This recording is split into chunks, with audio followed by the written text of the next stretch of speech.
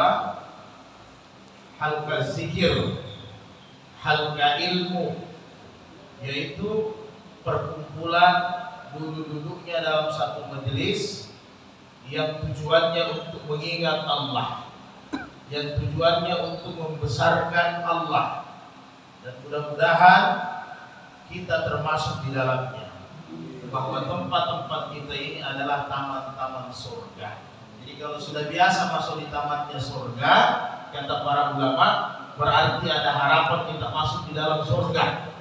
Karena kalau rumah itu sebelum dimasuki pasti tamannya dulu yang kita lalui.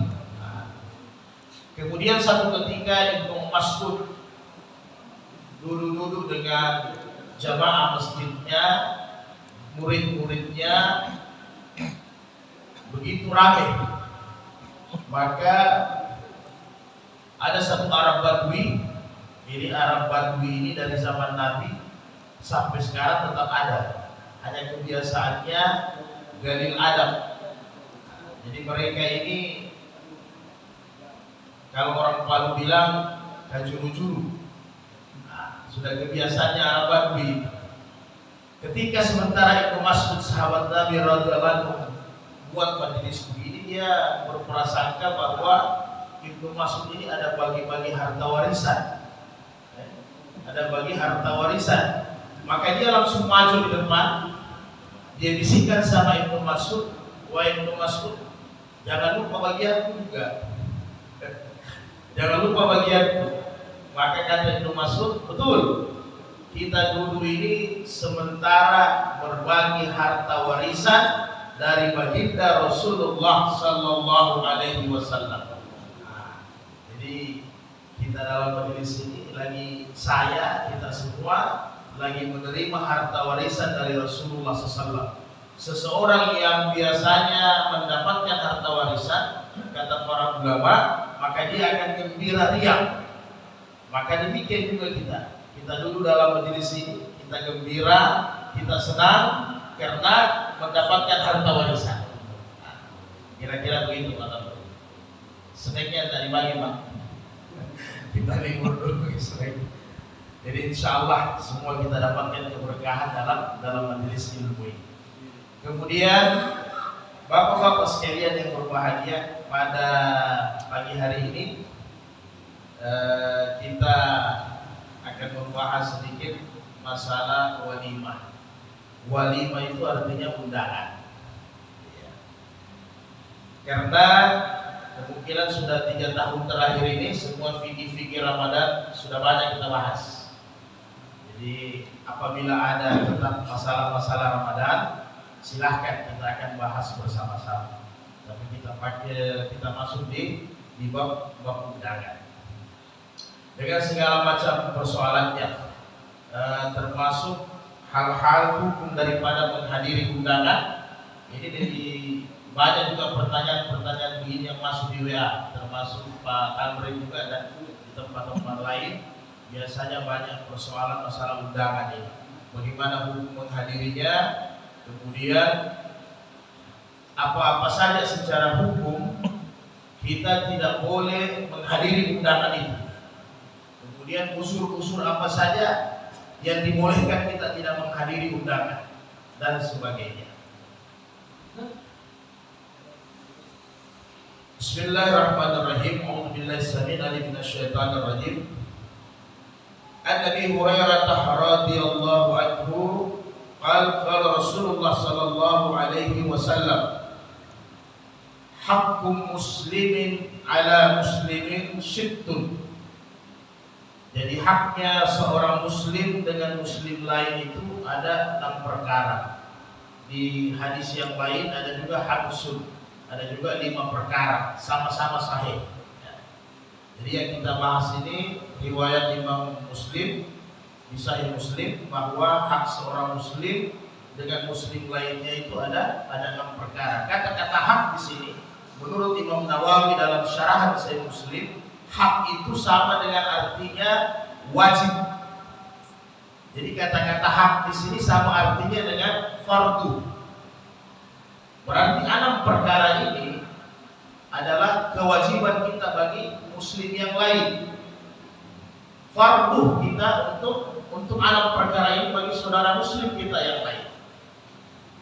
Yang pertama, idza laqitahu fasallam alaihi. Apabila kalian berjumpa, maka saling memberi salam. Jadi masalah bab salam ini belum kita bahas pada subuh hari ini. Insyaallah ke depan kita bahas. Yang kedua, idza da'aka fa'ajibhu.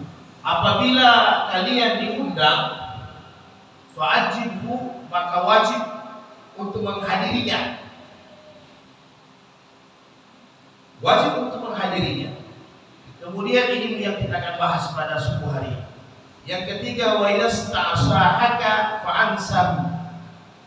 Apabila dia meminta nasihat, meminta pandangan, maka berilah nasihat. Kemudian wa iza atasa fahamidallah fasabbathu.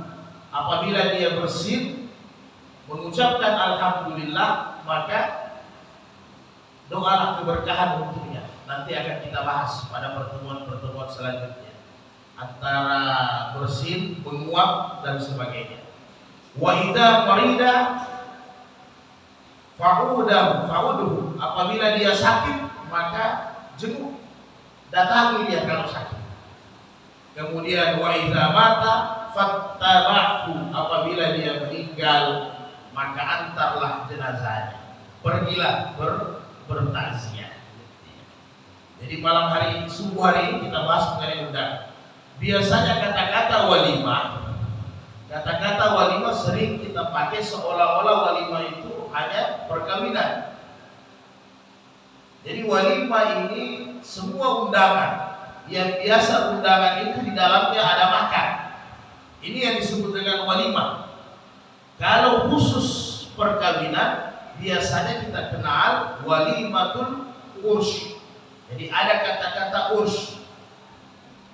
Semua ada. Walimatul safar, itu biasa undangan makan ketika pulang dari perjalanan. Jadi walimatul safar ini bukan berangkat. Nanti kapan-kapan kita bahas. Biasanya ada orang mau haji umrah, sebelum berangkat dia sudah buat acara walimah safar. Itu sebenarnya boleh atau tidak boleh, tetapi yang kebiasaan Nabi, safar itu nanti sudah balik, sudah selamat. Sampai di situ nanti kita bahas. Ada juga namanya walimatul akikah. Itu berarti undangan makan untuk akikah, digairihi dan yang lain-lain. Maka 6 perkara ini wajib. Salah satunya adalah menghadiri undangan saudara kita yang muslim. Kemudian dikuatkan dengan hadis sahih yang lain. An Ibnu Umar radhiyallahu anhu qala Rasulullah sallallahu alaihi wasallam, "Idza du'iya ahadukum ilal walimati falyatiha." Muttafaqun alaihi, Bukhari Muslim. Apabila kalian diundang dalam acara makan, jadi diundang dalam acara makan, maka hadirilah, datangilah undangan itu. Imam Muslim juga menambahkan, "Idza da'a ahadukum akhahu falyujib." Hanya dia pakai saudara. Apabila kalian diundang oleh saudara muslimmu undangan makan, maka ursan, begitu juga perkawinan, demikian juga atau undangan acara makan yang lain, maka wajib kalian untuk menghadirinya. Jadi Imam Muslim dalam Syarah Nawawi itu lebih membedakan lagi undangan non muslim dengan undangan saudara muslim yang wajib kita hadiri. Karena kalau saudara non muslim syarat-syaratnya pasti banyak, mulai dari tempat dan sebagainya. Kemudian hadis yang ketiga, wa man lam yujib da'wata faqad asa Allah wa rasulahu. Ini juga dikeluarkan oleh Imam Muslim dari Abu Hurairah. Barang siapa yang tidak menghadiri undangan, Fakat asa Allah wa rasulah, maka dia seperti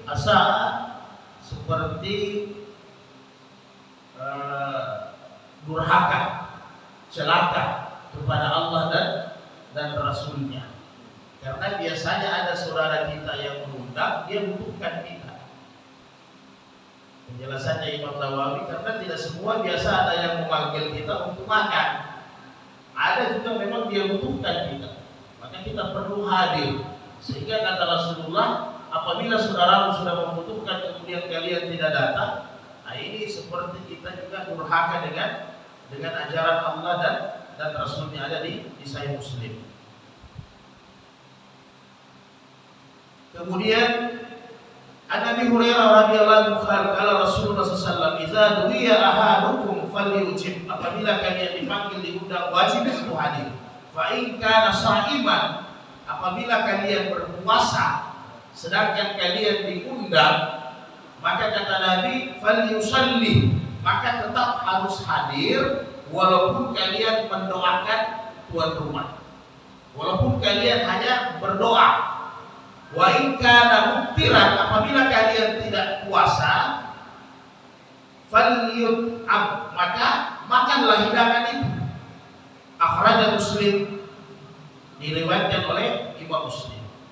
Walau min hadis Jabir nahwa, demikian juga hadis dari Jabir, fa in sa'a ta'imah wa in sa'a tarakah. Apabila kalian menghadiri undangan, pilihannya tergantung kita. Mau makan boleh, tidak mau makan setelah itu pulang juga boleh. Yang jelas menghadiri undangan itu adalah kewajiban, wajib bagi kita.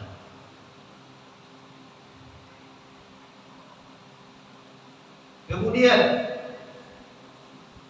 anna rajulun min ashabin Nabi sallallahu alaihi wasallam qala, seorang sahabat Nabi berkata, riwayat Abu Dawud, "Idza taba'a da'iyani fa'ajibu aqrabahuma baban." Jadi apabila kalian diundang bersamaan, ada dua tetangga, kata Nabi, si A dengan si B, maka yang pertama harus dihadiri adalah orang yang pintu rumahnya aqraba baban, yang paling dekat dengan kita. Jadi si A dengan si B datang mengundang dengan bersamaan, maka siapa yang didahulukan? Yang paling dekat pintu rumahnya dengan kita. Kemudian fa in sabaka ahaduhuma fa'ajibul ladzi sabak. Apabila ada yang mengundang lebih awal, maka yang wajib kita hadiri adalah yang mengundang lebih awal. Jadi mungkin si A itu tetangga paling dekat, si B tetangga agak jauh.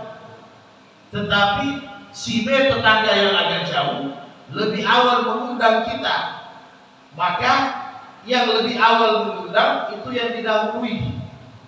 Kemudian dijelaskan oleh Imam Syafi'i, Imam Nawawi, bahwa apabila ada duka, ada sakit, takziah atau ziarah sama orang sakit, maka ini lebih diutamakan. Karena ziarah dengan takziah tidak boleh diundang. Ziarah dengan takziah tidak boleh diundang. Jadi kalau ada orang meninggal, jangan harapkan undangan, langsung datang. Pertanyaannya, bagaimana seandainya seseorang ini tidak diundang dalam acara walimatul urs, perkawinan atau acara makan yang lain? Apakah boleh dia untuk menghadiri acara tersebut? Maka sepakat jumhur ulama 4 mazhab, dia tidak boleh hadir apabila tidak diundang, kecuali sakit atau bertaziah. Oh, saya punya tetangga, teman baik, mungkin dia lupa saya. Maka kata Imam Nawawi, bisa jadi dia tidak lupa Anda. Kalau Anda datang nanti mengganggu acaranya. Jadi sepakat ulama, apabila tidak diundang di acara makan, tidak boleh kita hadir. Tak boleh hadir. Demikian juga apabila kalian diundang 1 orang, kata Nabi, jangan bawa 2 orang. Sebelum minta izin, ahlul bait yang mengundang diundang. Jadi Nabi diundang dalam hadis sahih, diundang oleh seorang wanita untuk makan kambing. Maka Nabi sampaikan, saya ada beberapa orang sahabat. Oh iya Rasul, silahkan. Jadi kita harus minta izin, jangan diundang sendiri, dibawa 10 orang ke rumahnya orang. Ini tidak boleh dalam hukum syariat. Tak boleh. Kecuali minta izin sama ahlul bait. Kita kan kadang biasa, apalagi kalau undangan memang kepada yang terhormat jemaah masjid Baitul Haq, berarti semua bisa pergi. Aman itu. Begitu juga undangan kalau yang tertera kepada bapak dan ibu, berarti alhamdulillah bisa pergi karena ada bapak dan ibu, ada istri. Jadi tidak boleh menghadiri undangan kemudian kita panggil orang lain, itu tidak boleh. Karena memang Nabi bilang jangan sampai persiapan orang itu memang hanya untuk kita yang diundang, kemudian kita bawa orang yang lebih banyak lagi. Kemudian biasanya juga dalam fikih ini dibahas tulisan ayat dalam undangan. Ini saya sudah ringkas-ringkas biar nanti kita punya dialog, diskusi lebih panjang. Terkadang ada tulisan undangan itu ada ayat Quran. Misalnya kalau perkawinan surat Ar-Rum atau akikah dan sebagainya atau undangan lain, itu bagaimana hukumnya dalam Islam? Wal maradu bil mushaf ma fihi Quran wa misluhul hadis ilmi syar'i aw ma alaihi ismu muazzam. Ini saya ambil kitab ringkasan di Al-Kaliyubi wal Umairah. Ini juz 4 halaman 177 panjang, saya ringkas. Jadi yang dimaksud dengan mushaf, yang disebut dengan mushaf adalah semua yang terdapat Quran wa mislahu, tulisan Quran dan semisalnya, termasuk hadis dan semua ilmu agama, yaitu ilmu syar'i atau yang sama dengan hal itu, yang di dalamnya ada ismu muazzam, yang ada di dalamnya nama-namanya Allah yang agung. Itu yang disebut dengan mushaf. Maka Imam Syafi'i dengan Imam Hanafi mengambil hukum makruh kalau menulis undangan-undangan dengan nama-nama ayat, apalagi pakai Al-Quran, dengan alasan jangan sampai yang menerima undangan di dalamnya ada ismul muazzam, ayat-ayat Al-Quran, kemudian setelah itu dia buang, dia taruh di tempat yang kotor, ditaruh di tempat sampah. Jadi kita lebih hati-hati, begitu juga orang percetakan. Jadi kalau memang sudah ada undangan itu kita jaga dengan baik. Maka bahkan Imam Malik, ini mazhab Imam Malik mengharamkan. Dia harapkan ini dari sisi undangan saja. Sehingga apa solusinya menurut Imam Mazhab? Apabila sudah terkumpul banyak undangan-undangan yang di dalamnya ada tulisan-tulisan Quran, ada mushaf Al-Quran, ada hadis-hadis, ada ismu muazzam, maka sebaiknya dibakar. Jadi jalan keluarnya dibakar. Kemudian di masa Imam Abu Hanifah boleh juga ditanam. Jadi dua solusi yang boleh kita pakai untuk menghargai nama-nama Allah yang ada tulisannya di dalam undangan. Jadi jangan sembarang. Kalau ada Al-Quran yang tercecer dikumpul. Inilah yang dimaksud oleh Abu Bakar ketika mau meninggal. Semua riwayat hadis dari Abu Bakar itu dia bakar, Pak. Dia hilangkan. Makanya riwayat hadis Abu Bakar itu tidak banyak kita dapatkan. Karena dia takut nanti tercecer. Jadi kalau ada Al-Quran tua di masjid dikumpul, Pak. Jangan dibuang. Dikumpul Al-Quran yang sudah tua, mushaf, kemudian digali lubang, ditanam. Itu solusi yang terbaik. Kalau undangan-undangan kecil didapat langsung bakar saja, Pak. Biasanya kan ada tulisan Bismillahirrahmanirrahim, itu ada ismu azam karena ada Allah di situ.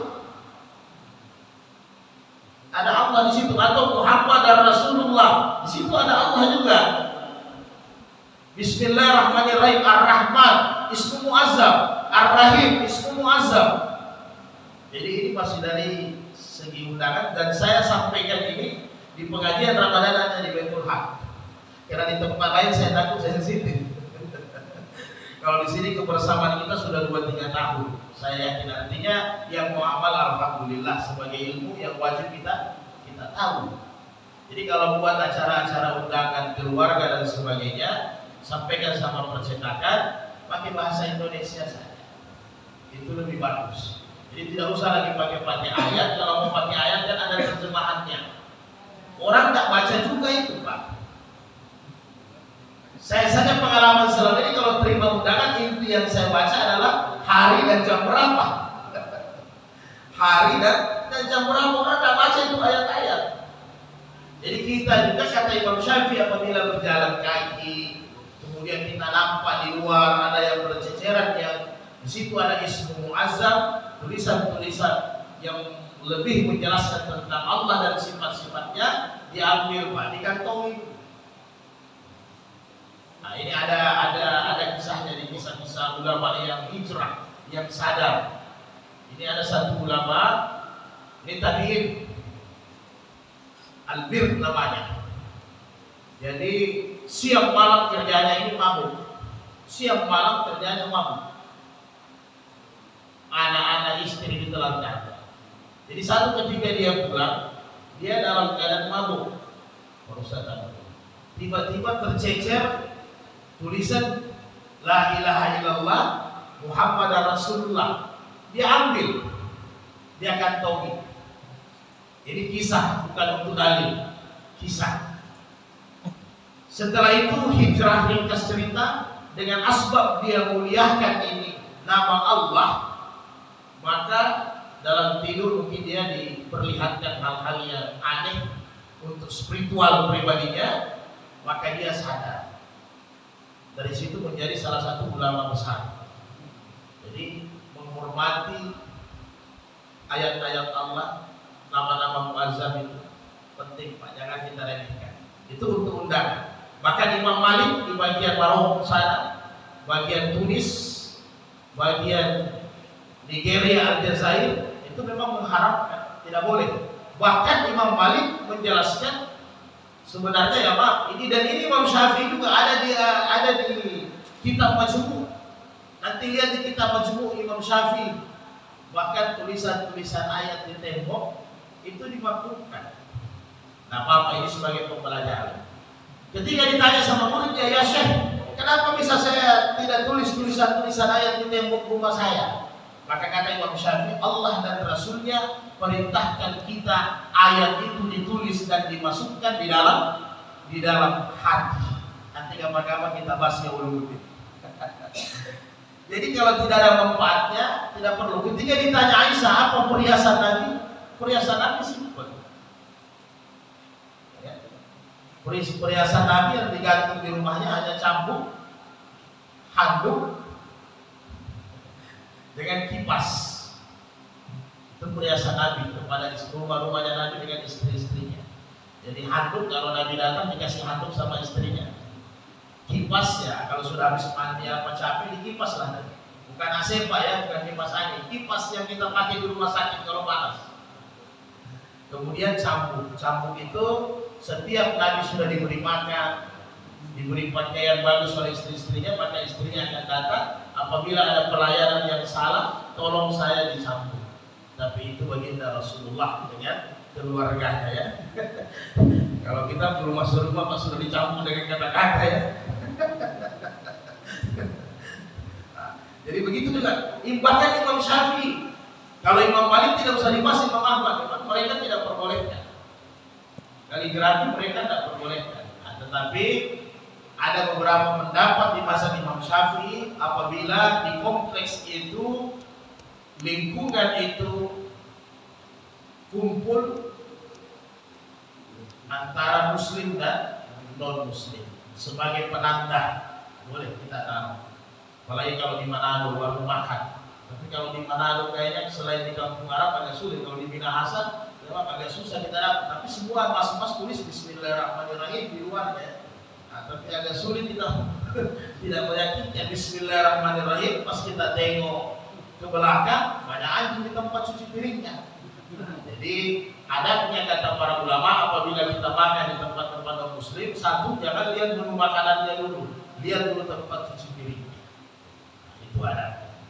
Karena kalau kita lihat menu makanannya, kita langsung tertarik, Pak. Tapi lihat tempat cuci piringnya. Ya, dan masih banyak pendapat tentang tulisan-tulisan ini, kapan-kapan nanti kita bahas. Kemudian menurut kata Rasulullah,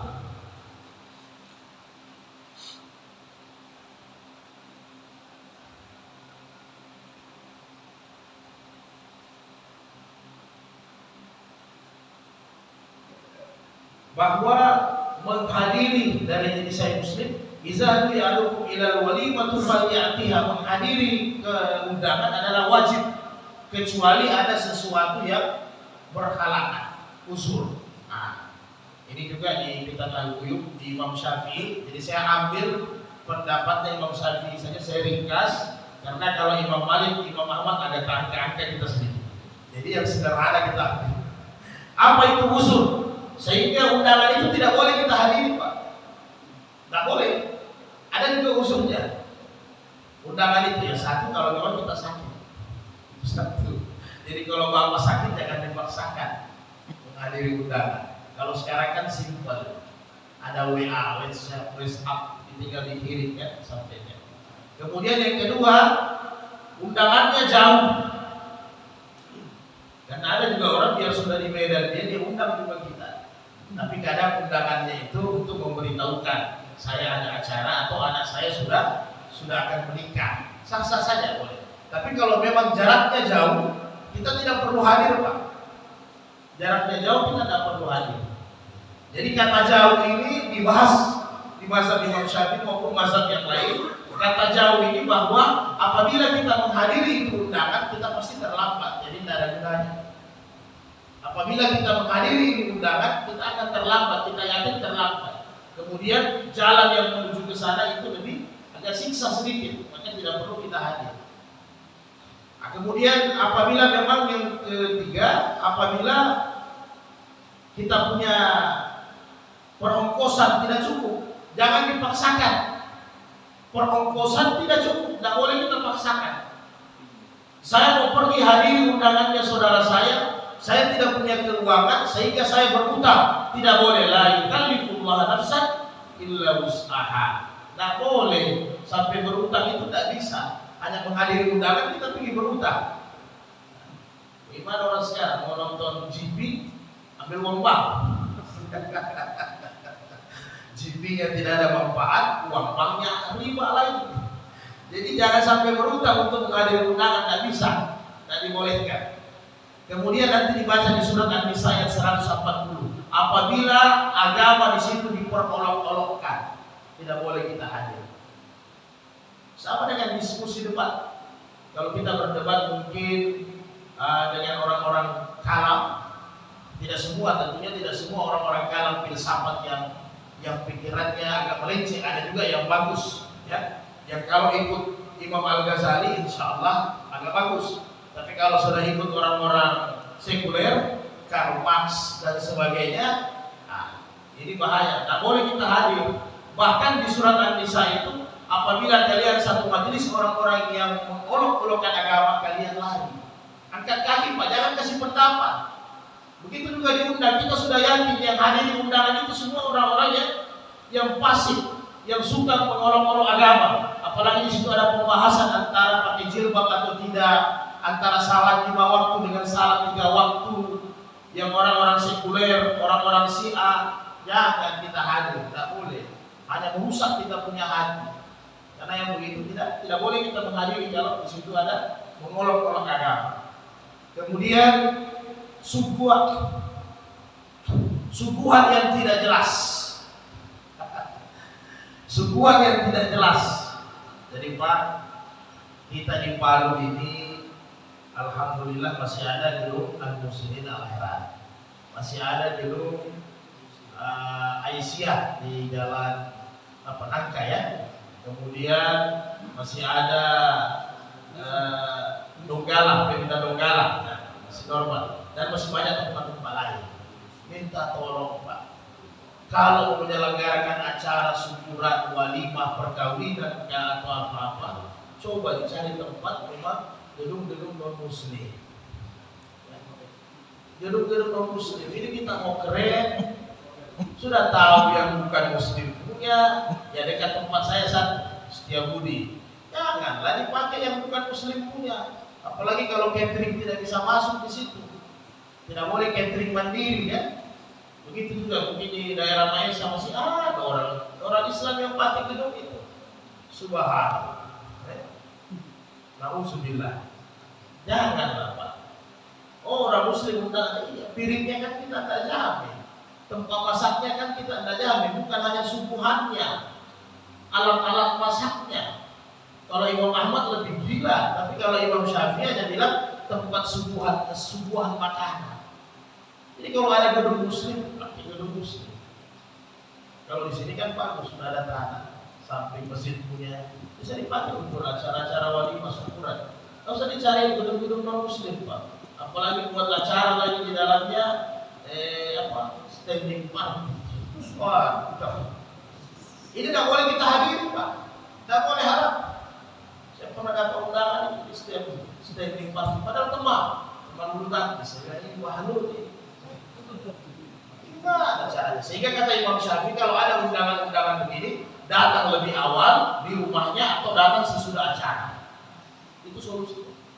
Jangan datang Pak. Gimana acaranya tidak ada kursi? Orang makan minum berdiri, ini dilarang semuanya. Jangan ini kata Nabi aku mutaqiyan, Bukhari Muslim sahih. Aku tidak suka makan sambil bersandar. Ini saja makruh. Ini bersandar dijelaskan oleh Imam Nawawi pakai kursi. Dan ditanya sama Aisyah bagaimana Nabi makan. Nabi tidak pernah makan pakai kursi sebenarnya. Memang lebih sehat sebenarnya. Artinya boleh silahkan. Tapi memang Nabi makan itu seperti biasa. Kalau Nabi makan di atas Aisyah, Nabi tidak tahu mana sahabat mana Nabi, karena rame-rame mereka makan. Jadi apalagi kalau acaranya dirancang khusus acara berdiri, kan keren katanya. Nah, ini keren, tapi tidak boleh kita hadiri Pak. Hatta yang punya satu kali tidak bisa kita hadiri, karena itu sudah kemungkaran. Masa ada acara berdiri, makan berdiri, minum berdiri? Tidak bisa. Yang agak repot, nah ini permasalahan kalau kepala kantor kita yang buat acara. Nah ini repot itu. Atau bupati ya Pak, atau gubernur, ini bahaya kepala dinas. Terancam ini kalau tidak hadir. Nah ini persoalannya Pak. Nah, kemudian menghadiri undangan kalau kita diundang khusus karena jabatan, tidak boleh. Tidak bisa, karena ini sama masuk suap menyuap. Nah, kemudian Imam Syafi'i juga bahas bagaimana dengan amplop. Maka kata Imam Syafi'i, semua empat mazhab tidak ada anjuran Al-Quran dan hadis dan contoh dari sahabat bahwa setiap menghadiri undangan harus bawa amplop. Jadi saya tidak ada amplop, berarti saya tidak hadiri undangan. Tidak boleh, wajib kita hadiri undangan. Ada amplop atau tidak ada amplop. Walaupun ada secara makruh, ada dia punya dalil sahih Bukhari Muslim, tahattu wa tahabbu kata Nabi. Saling beri hadiah supaya kalian saling cinta mencintai, tapi bukan karena jabatan, bukan nanti acara walimah. Tidak, saling memberi hadiah itu pergi takziah, pergi ziarah orang sakit, atau kita baru pulang safar, boleh tetangga untuk saling. Jadi tidak harus nanti pakai amplop. Boleh atau tidak? Ya boleh, tapi tidak boleh kita paksakan Pak. Ini sebenarnya budaya yang harus sudah dihilangkan. Jadi hukum walimah adalah sunnah dibuat apabila syaratnya tidak berutang. Kita mau buat syukuran akikah, boleh. Walimah ini sama artinya dengan resepsi. Kalau bahasa kita resepsi lah. Boleh tidak resepsi boleh, tapi kalau acara resepsi di dalamnya ada utang, ini yang diharapkan oleh syariat. Tidak boleh berutang. Sehingga kata Nabi, ketika Abdurrahman seorang yang kaya sekalipun, memberitahu bahwa saya harus kawin, maka kata Nabi awwalul walau bisyatin, potong walaupun hanya 1 ekor kambing. Ini Abdurrahman bin Auf, Pak. Kenapa? Jangan sampai nanti berutang. Karena ada orang kelihatannya kaya, tapi kartu kreditnya banyak, Pak. Kelihatan keren bawa mobil, kelihatan keren, pakaian bersih, merek yang termahal, tapi Pak Damri tidak tahu tagihannya banyak di rumah, Pak. Banyak, operasi, BTN-nya, kendaraannya, kartu kreditnya banyak. Dan itu mungkin kita rasakan juga lah semua. Jadi jangan dibiasakan amplop-amplop ini. Nah, bisa kita biasakan. Jadi tahabu itu utamanya orang sakit dengan orang yang meninggal, dengan kita dari safar, bawa hadiah untuk saudara kita, boleh silahkan.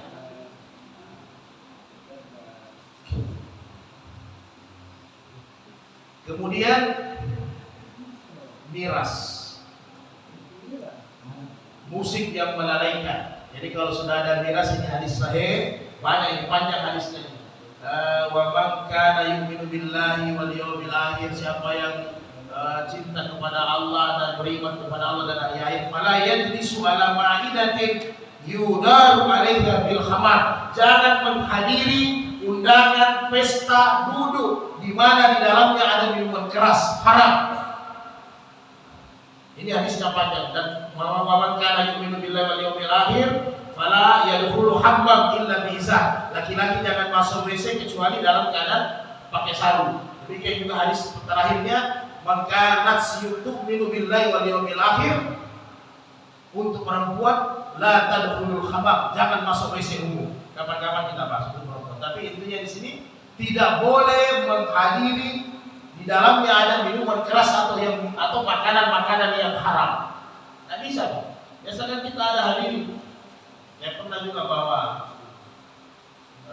syukuran di beberapa, jangan dimakan, termasuk Swiss, beberapa tempat makanan Chinese, makan halal dan makanan non halal. Ada lagi satu, makanan halal itu makanan Nusantara. Kemudian ada non halal. Kalau sudah dapat yang begini, Pak, karena kita sudah hadir posisinya, jangan makan. Jadi kalau sudah tercampur di situ makanan non halal, karena Nabi bilang, jangan kalian duduk di mana di meja itu ada makanan minuman yang haram. Tidak boleh. Oh, ada tertulis, Pak, non halal dan halal. Cerita mati itu. Jangan. Artinya kalau saudara begitu, tidak mungkin. Anda jamin dapur. Siapa yang dapurnya steril luar biasa? Kita saja ibu-ibu di rumah belum tentu steril bagus ibu-ibu. Ya kan dapurnya. Karena kita minta sendok belum tentu dia cuci di keran dulu itu sendoknya. Padahal tadi malam ada tikus lewat, ada kecoa, belum lagi yang lain-lain, Pak. Mau bilang sayur-sayur itu di warung-warung yang dipotong-potong. Kita yakin, belum lagi kalau memang ada makanan yang non halal di dalam. Auzubillah min dzalik. Tapi yang jelas kalau sudah gedungnya orang non muslim, sudah tidak ada, susah itu, jangan dihadiri.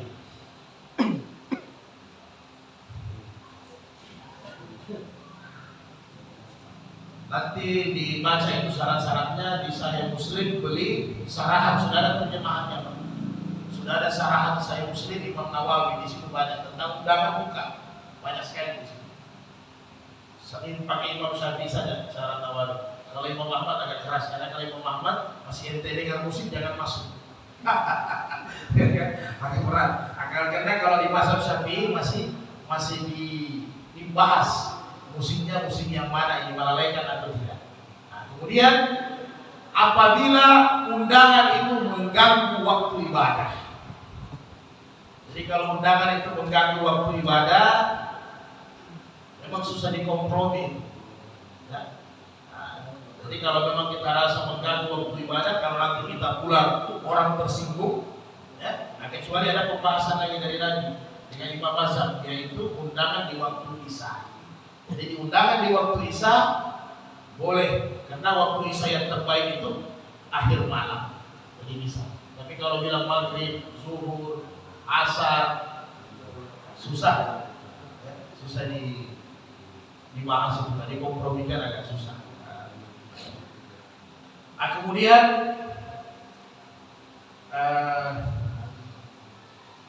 menghadiri undangan Imam Syafi'i, Imam Malik, Imam Syafi'i, Imam Abu Hanifah dengan Imam Malik itu hukumnya fardu ain.